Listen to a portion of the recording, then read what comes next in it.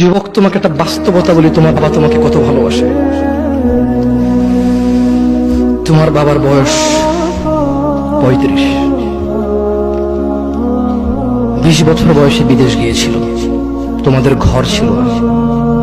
5 বছর জীবনের ব্যয় করে দিয়েছে।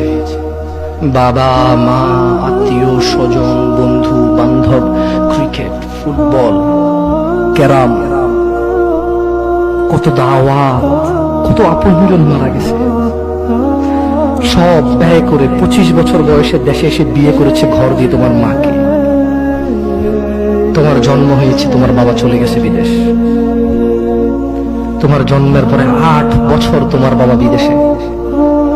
বিবাহিত তো বটে, কিন্তু সে বউয়ের স্বাদ পাচ্ছে না। তুমি প্রেমিকার পিছনে ঘোরো, 15 বছর বয়স তোমার, 20 বছর 22 বছরের